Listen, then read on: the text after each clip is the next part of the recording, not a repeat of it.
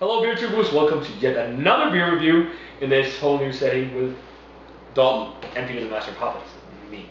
And today, Dalton is going to be trying his first ever sour ale. Yep. This is by Odell, and their first Odell beer. First Odell. And this is the Odell Saboteur. It's basically a brown ale, Belgian style brown ale. They sour with Brettanomyces, which is a real nice sour or wild yeast strain. It's on 10% in a huge 750 bottle.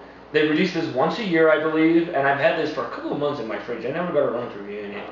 It says here on the side, our brewers created an unpretentious yet sophisticated brown ale. Then they plotted and dosed this full-bodied ale with Brettanomyces, the ultimate adversary of wineries. And that's right, because wineries want us to keep that out of their wines because it makes the wine sour. But it can make some really interesting flavors in beer. Nice.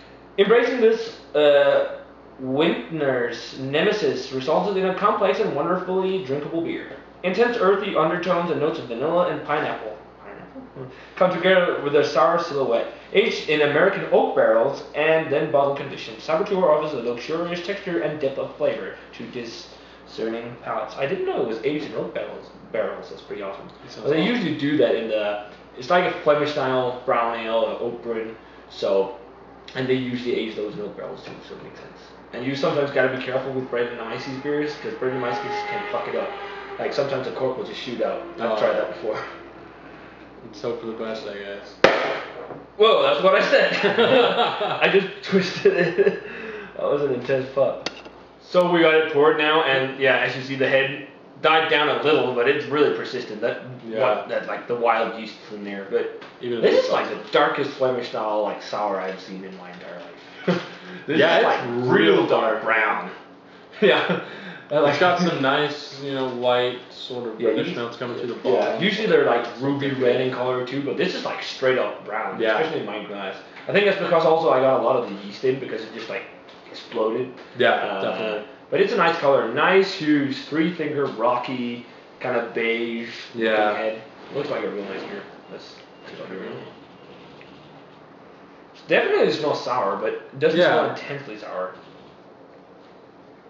I smell a lot of cherry and I smell a lot of like raisins. Yeah, it's got that wine kind of, Yeah, vinous.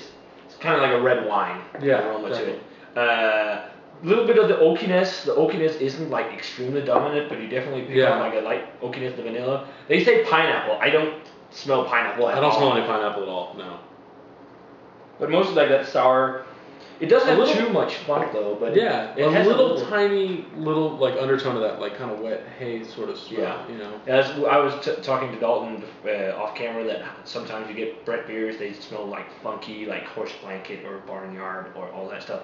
It doesn't have too much of it, but it has like a little bit of a wet hay barnyard kind of quality. A little bit of brown sugar maybe too. Definitely. And balsamic vinegar. Yeah. Red grapes. Smells pretty tasty. Want to give it a taste? Yes. Cheers. Your first sour ale. Yes. That is not that sour at all. I was expecting this to be much more sour. It's really tasty though. Yeah, it's pretty good. To me, this is more like a Belgian strong dark ale though. I've had much more sour beers than this.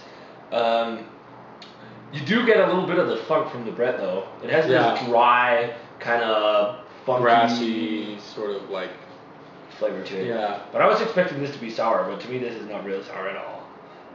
Do you think it's like specifically sour? No, it's got like maybe a little bit, but not really.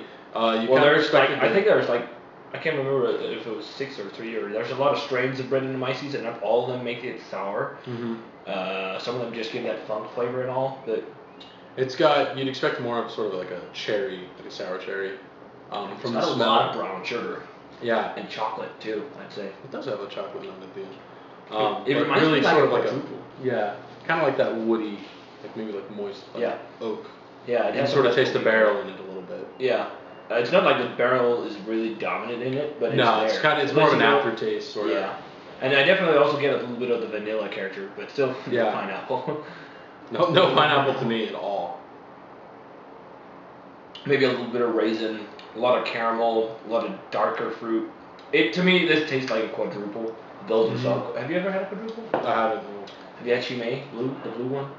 No, I've only had the red. Okay, the blue one is quadruple, but yeah, it kind of like it's just lightly tart. Mm-hmm. So if you see the Saboteur and you're expecting a sour beer, I'd say maybe don't buy it if you're really wanting to try sour beer because it's not really sour at all, which kind of disappointed me. But still, it is a pretty tasty beer. The Bread and the Mice has a real nice funky taste of that old musty kind of. Yeah. So yeah, it's still a pretty darn tasty beer, but I'm really disappointed in it because I was expecting like a nice sour old prune kind of beer. Mm-hmm. But still, it's good. To me, it's more like a quad with Bread and the Mice. But what grade would you give this? Well, I can't compare this against any sour ales since I haven't had any other ones, but it's still really, really tasty. I like it. It's a nice brown. I'm going to give this one an 88. I really like it.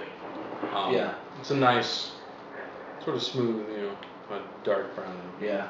I think it's a really good beer. I'm going to give it a straight up 80, and that's just because I was so disappointed actually because I was really craving a sour beer today. And then it's not sour at all, but that's what you get sometimes. Still a good beer. I'd say it's worth checking out. I think I only paid like $13 for it, and it's only released once a year, like a limited release, so that's not too bad.